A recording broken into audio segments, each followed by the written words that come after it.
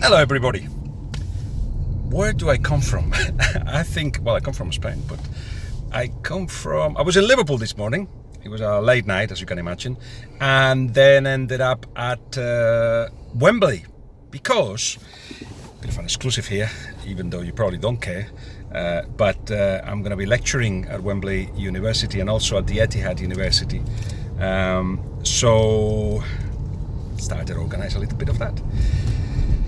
Plus, there's going to be soon a podcast with as many people as I can get that have been part of Revista. We're going to be doing that soon, so keep an eye on that for those of you that are fans of Revista. It will be a different kind of Revista, a Revista that looks at the almost 20 years of our coverage of Spanish football. It should be fun, so keep an eye on that. But we're here today because I'm on my way. Where am I going now? I'm going home. The next thing we're going to be talking about is, of course, the semi-finals tonight, and there is so many layers to this one. Starting with the coaching situation. Not only Wenger's, of course, could be his last or second last European night for him. Simeone is going to miss not only the semi-finals, he's going to miss the final. So, do you want to know a little bit about El Mono Burgos? Mono Burgos, who in the past, I don't know if he still do it, but he was in a rock band. But you can tell by his shape and the way he looks and everything that he certainly is a rocker. And it's quite not heavy metal, but it's quite like a strong rock and roll he was actually doing on the guitar and singing. You should look it up because you will be impressed. Now, he will be in charge, and like his time as a rocker or rock and roll star, you must remember him as a goalkeeper. He had a strong personality, of course, but what you have in him now is completely opposite in a way. He's an analyst. He's the guy that goes to the training ground and puts together all the videos that then Simeone analyzes the rival from, and the little videos as well that he passes to the players. He does this thing in which he looks at the game for the first 10 minutes or so and then gives Simeone an analysis of what he's seeing, where he thinks that the rivals are hurting Atletico Madrid or can hurt Atletico Madrid. This is within 10 minutes. This is a guy that is obsessive about football, and he's going to have to bring calmness a little bit because Simeone won't be there. And calmness in the sense of the decision making, of course. They won't be able to link to Simeone, even though there seems to be ways for people to actually talk to the manager that are suspended. I'm not sure Atletico Madrid will be able to do that, but in any case, it will be a lot down to El Mono Burgos, and you can trust him as a coach. He has already been a number one, but in like the 8th division in Spanish football, in Carabanchel. And I think he got promoted in the first season, and then he resigned on the second season because he didn't get the results. But works really well with Simeone, of course. If the energy, the aggression, if you like, from the bench comes from Simeone. As I said, he's the calm one. He will have to be calm, perhaps add a little bit of energy to the player sometimes.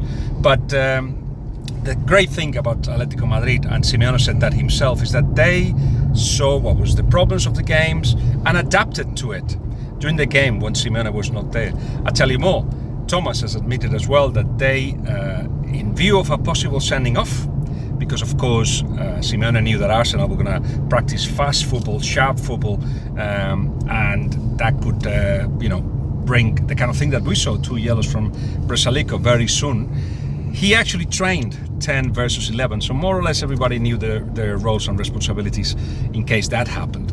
So Atletico Madrid sorted out with a lot of luck the first leg.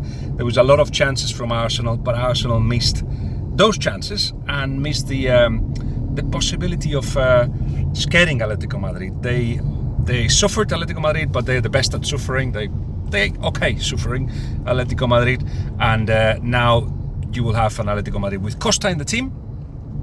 My understanding is that Costa actually was not ready to play against Arsenal. He only played about an hour at the weekend, and he's ready now to start. So he will partner Griezmann. You must remember Costa, of course. Arsenal fans will remember him from his time in the Premier League, where he scored 3 goals against them and managed to get 2 players sent off. Mertesacker, the last one, and Gabriel Paulista, the first one, with his magic arts.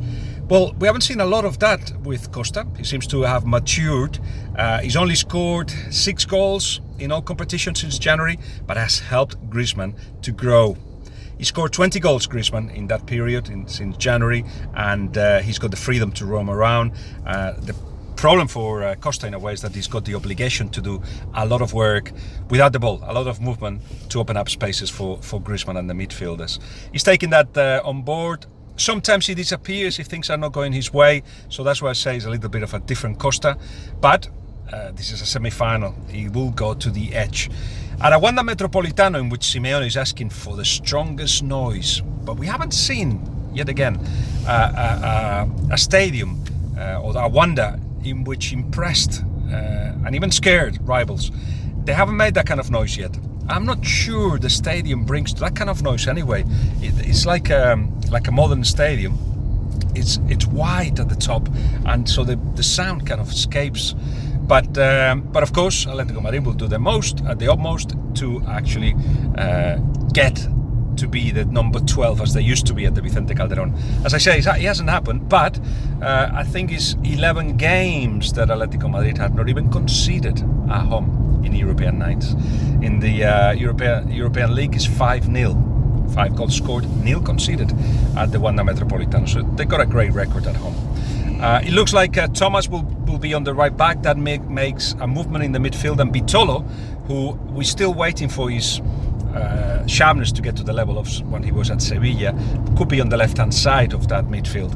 The rest, it's as you can expect, and from Oblak, Jimenez, Godin, Lucas will be on the left hand side of the defense, Gavi in the middle, Koke, of course, probably on the right hand side, Saul as well, either on the right hand side or in the middle, we'll see, and then Griezmann and Costa up front. That's the lineup of Atletico Madrid.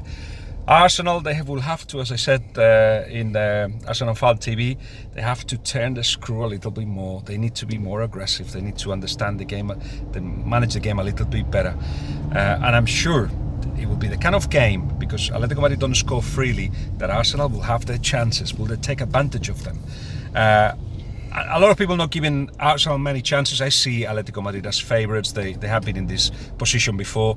But so have Arsenal. One you least suspected, as it has happened in FA Cup runs. They just give you a surprise and qualify at these stages. Interesting little story. Lacazette, of course, who will be up front for Arsenal, was close to sign for Atletico Madrid, actually. Very, very close to sign for Atletico Madrid. But Atletico Madrid had a ban, they couldn't sign players. He's got a great relationship with Griezmann. They were together in the Under-19s European Championships that France won, and in the Under-20s World Cup that, like I said, actually was the best goal scorer of, even though France finished 4th. So, like I said, will be there against Griezmann. 2 players fighting for a position in the national side. Griezmann, you'd say he will be definitely starting for France. So, a lot of little stories there for a semi-final that it's going to be as exciting as we've seen so far. Next, don't forget to subscribe. But next, I'll probably do a little analysis of both finals on Friday when I have time, because Friday is Sky Sports news time, and I will be.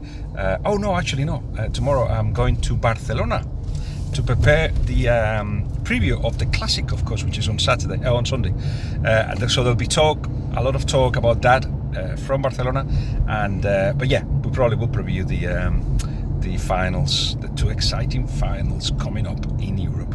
So enjoy the game tonight, and as I said, subscribe if you think it's worthwhile, and do comment.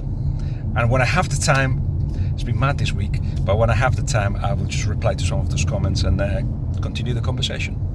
I'll speak to you soon.